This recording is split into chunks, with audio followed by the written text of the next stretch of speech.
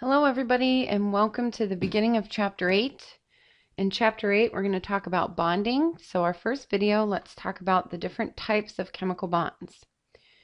Chemical bonds will form when individual atoms become attached to other atoms. This happens when the electrons in each atom's outer energy level become filled.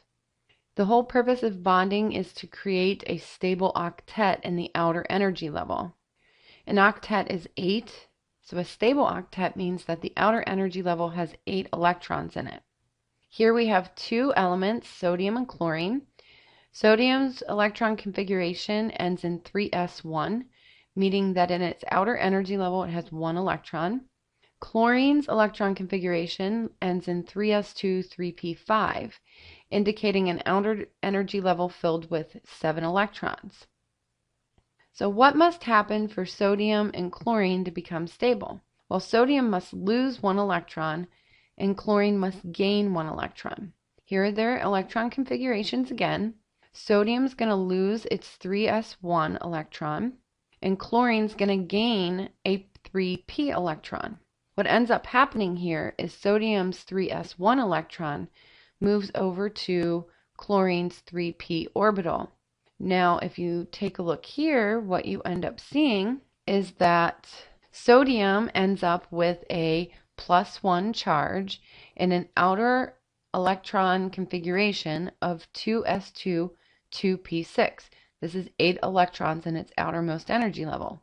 Chlorine is a -1 ion now, and its outermost energy level is 3s2, 3p6, which is 8 electrons in the outer energy level. They both now have stable octets in their outermost energy levels. This transfer of an electron from sodium to chlorine is how a chemical bond is formed. The interaction between atoms which lead to bond formation are all centered around the electrons in incomplete subshells and incomplete outer shells, the valence electrons. So all bonding will deal with the outermost energy level, which is where the valence electrons are found. The atoms of the elements lose, gain, or share these electrons to achieve, where possible, the noble gas configurations. And we've seen the noble gas configurations in Chapter 6, but that's their whole goal, is to have a final electron configuration that matches the noble gases. For the main group electrons, the S&P block, the electrons available for bonding, the valence electrons, are the outer shell S&P electrons. Like we saw with sodium, it had a 3s1. That was its outermost energy level. In forming compounds, only these electrons, the valence electrons, will be used, and they can be used in one of two ways. They may be transferred to form ions, so that incomplete subshells are completed or removed, or they may be shared so that two atoms together have complete subshells. Two different ways that electrons are moved around to form stable octets. These will be two different bonds that form, and we'll talk about what they are in a minute. For the transition metals, though, the valence electrons will include the s electrons from their outermost shell and also electrons from their inner incomplete d shell. This is why the transition metals can have various oxidation numbers or various charges, because not only are they going to involve their s electrons, but they're also going to be able to use some of their d subshell electrons to form bonds.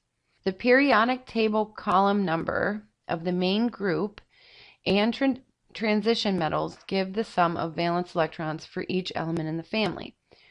Note that the column number indicates the maximum positive charge or oxidation state these metals can achieve in a compound through loss of electrons in a chemical reaction.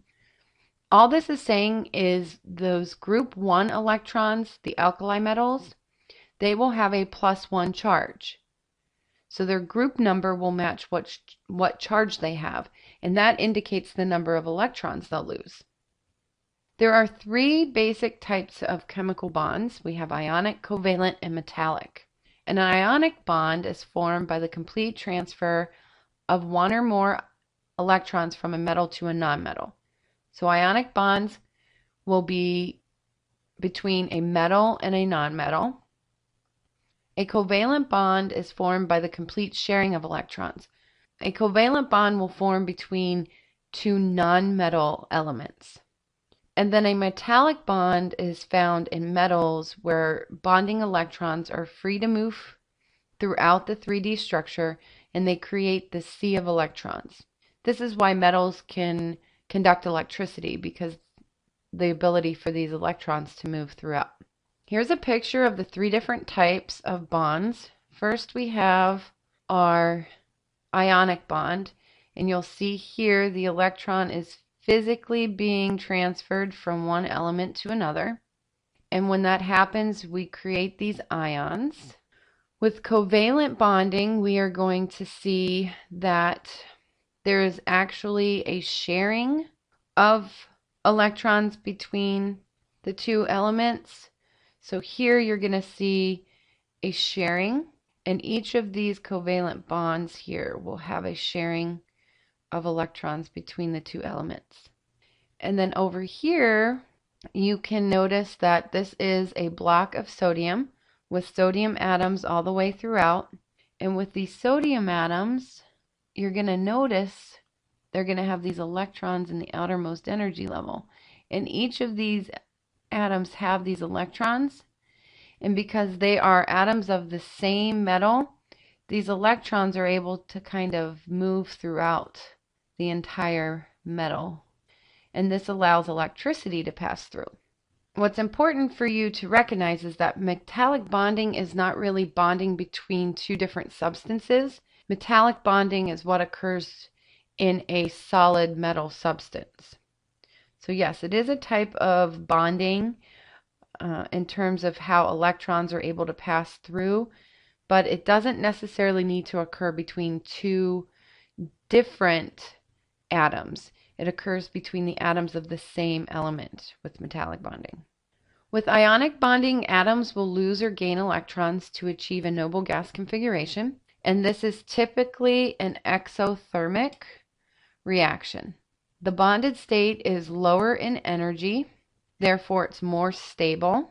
And when we start drawing the Lewis structure for ions, we're going to make sure we use brackets. So exothermic, right here, if you remember from chem, exothermic means it gives off heat, so the heat leaves the reaction. This right here, the bonded state is lower in energy. That is the whole purpose of everything in chemistry. We want a lower energy. They want to be stable. So the lower the energy, the more stable. So anytime a reaction occurs and a new substance is formed, it's forming because the bonds between the elements in that substance creates a more stable environment. And when we do the Lewis structures, which is a whole other lecture, we will use brackets.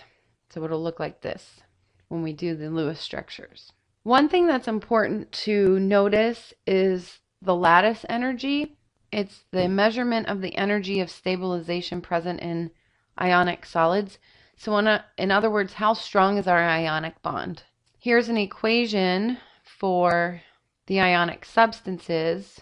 Will you necessarily be plugging numbers into this? No, but you should be able to qualitatively use this to determine whether an ionic bond is greater in one ionic compound versus another.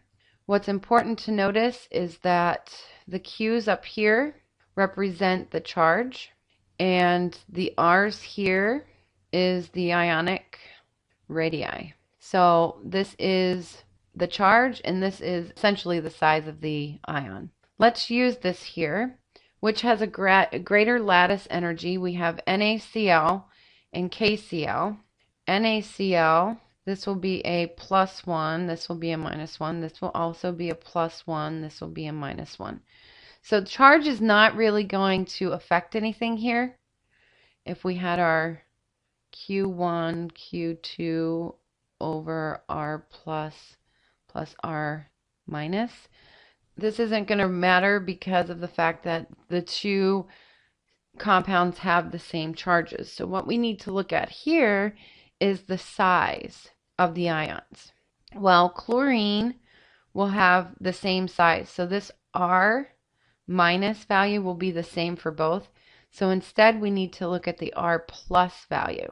So look at the size of Na and K plus. Na plus and K plus. Sodium is higher in the periodic table than potassium. If you remember what happens as you go down a column, the ion gets bigger. And that's because of the fact that you're adding energy levels. So potassium is going to have a greater size. So we're going to have like this value over this R plus. Well, with R plus being on the bottom of the equation, we know that that means the KCl will be weaker and this one will be greater.